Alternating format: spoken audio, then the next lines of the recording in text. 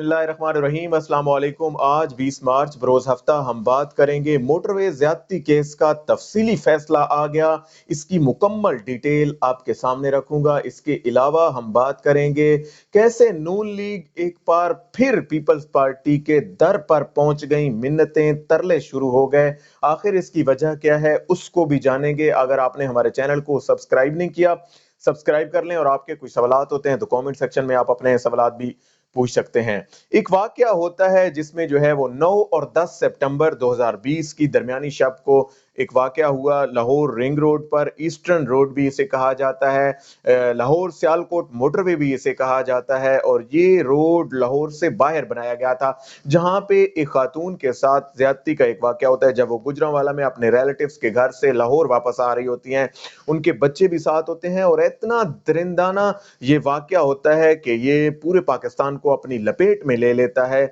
और इसके बाद इसकी इंक्वायरीज शुरू हो जाती हैं, बड़े पैमाने पर मुजम्मत आती है, बड़े पैमाने पर इस वाकये को जो है वो कंडेम किया जाता है और उसके बाद एक इंडिपेंडेंट इंक्वायरी इस पर बैठ जाती है। साथ ही साथ मैं आपको बता दूं, इस केस का जब मुकदमा दर्ज होता है थाना मॉडल टाउन में, तो उसमें दहशतगर्दी की दफात भी इसमें शामिल की जाती हैं। और फिर इस इंक्वायरी को होते होते इस पर अदालती कार्रवाई को 6 माह कमोबेश लग गए और आज इसका तफसीली फैसला, 2 रोज पहले इसका फैसला महफूज कर लिया गया था, आज उसका तफसीली फैसला जो है वो जारी किया जाता है, जिसमें दोनों मुल्जिम नहीं बल्कि मुजरिम हो गए। जब फैसला आ गया तो फिर उसके बाद ये मुल्जिम मुजरिम में कन्वर्ट हो गए और इन दोनों मुजरिमों को सजाए मौत की सजा सुनाई गई है। और आज ये बात कही गई है कि इनको उस वक्त तक ता दमे मौत जो है वो इनको सजाए मौत दी जाएगी। और इसके अलावा इनको जुर्माना भी किया गया है। इनकी जायदाद मनकूला, गैर मनकूला जितनी भी जायदाद है वो जब्त करने का हुक्म भी इसी के अंदर जो है वो शामिल है। इसमें दोनों मुल्जिम आबिद मलही और जो शफकत बगा था, इन दोनों को गिरफ्तार किया गया था। एक को गिरफ्तार किया गया था 14 सितंबर 2020 को, जबकि दूसरे को गिरफ्तार किया गया 12 सितंबर 2020 को। और 6 माह की इस अदालती कार्रवाई में प्रोसिक्यूशन भी अपना काम करती रही, इसके अलावा इंक्वायरीज टीम भी वहां पे रही।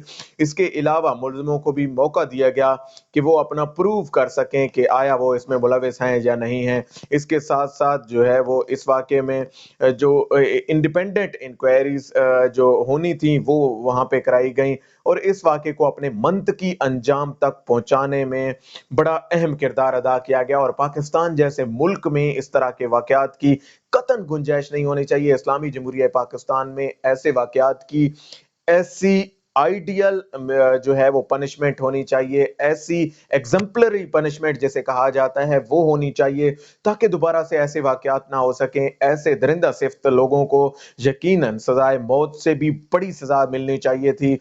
और उसके लिए शायद कहीं पे रुकावट आ जाती है तो वो कानून राह में रुकावट आ जाता है। और आज का ये फैसला यकीनन ये साबित करेगा। और जो लोग वारिसीन थे इसके, मैं आपको यहाँ पे ज़िमनन चीज बता दूं कि जो मुतासरा खातून थी उसने ड्यूरिंग प्रोसिक्यूशन, ड्यूरिंग इंक्वायरीज इन दोनों अशखास को जो है वो शनाख्त की थी कि यही 2 लोग थे जिन्होंने जो है वो ये वाकया किया था। और आज के वाकये के बाद हम तवक्को कर सकते हैं कि पाकिस्तान में इस एग्जाम्पलरी पनिशमेंट के बाद जो है वो ऐसे वाकयात दोबारा से नहीं होंगे। अब हम आ जाते हैं जो है पीडीएम के और पीडीएम के अंदर और नून लीग और पीपल्स पार्टी के अंदर इख्तलाफात का एक ऐसा सिलसिला जो ना रुकने का नाम नहीं ले रहा था। और खास तौर पर जब जरदारी फोन करते थे तो नवाज शरीफ नहीं बात करता था, नवाज शरीफ फोन करता था तो आसिफ अली जरदारी बात नहीं कर रहे थे। दोनों की अपनी अपनी लाइन बन चुकी थी। और खास तौर पर जब से आसिफ अली जरदारी की स्पीच हुई है, आसिफ अली जरदारी ने तकरीर की है, उसके बाद तो कोई जवाब रह ही नहीं गया था कि नवाज शरीफ उनसे जो है वो राब्ता करते। और इसहाक डार के साथ जिस तरह उनकी तलब कलामी हुई,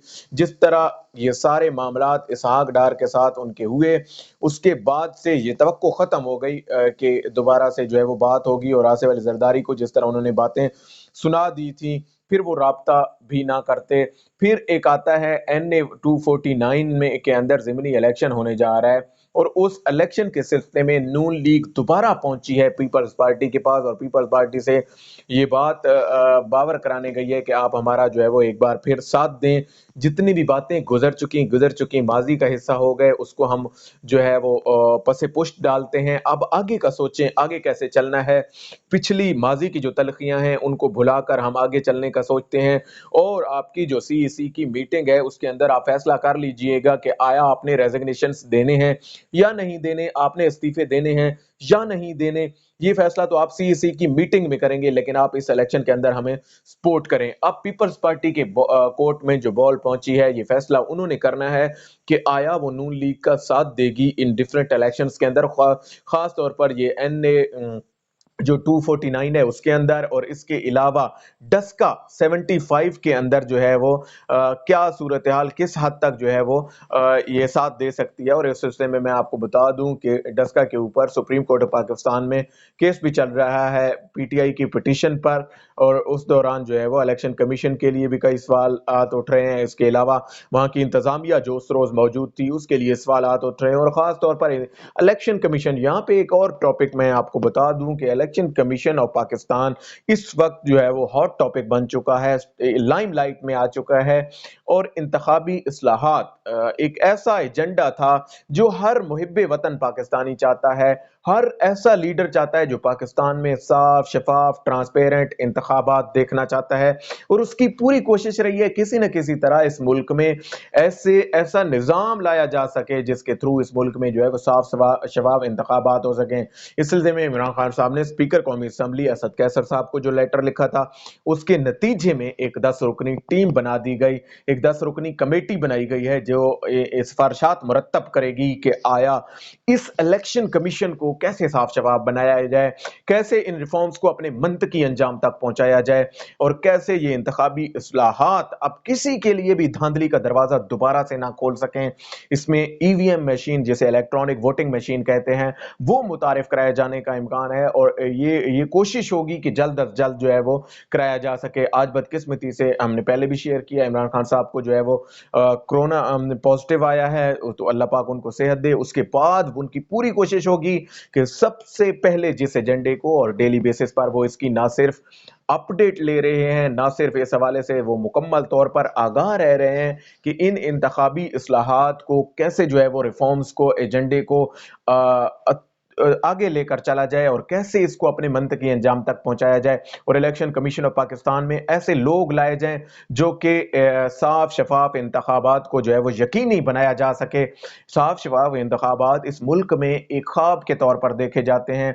शायद ही कभी ऐसा इलेक्शन आया हो कि जहां पे हारने वाली पार्टी भी कहे कि हाँ, इस दफा इलेक्शन कम अज कम जो है वो ठीक हुआ, अवाम ने हमें वोट नहीं डाला। कभी भी ऐसी रविश, ऐसी रूटीन और ऐसा कल्चर पाकिस्तान में मुतारिफ नहीं हुआ कि दो कंटेस्टेंट हैं, दो इलेक्शन लड़ने वाले हैं, उनमें से एक अगर हार जाता है तो दूसरा जो है वो ये बता सके कि हाँ, इस दफा कम अज कम जो है वो ट्रांसपेरेंट इलेक्शन हुआ है, साफ शफाफ इलेक्शन हुआ है। पीडीएम के इस दोबारा राब्ते का, नून लीग का पीपल्स पार्टी के दर पे जाना, जो भी राहें खोलेगा वो उससे हम आपको आगाह करते रहेंगे। आज तक के लिए इतना ही। अल्लाह पाक आपका हामी और नासिर हो। पाकिस्तान जिंदाबाद।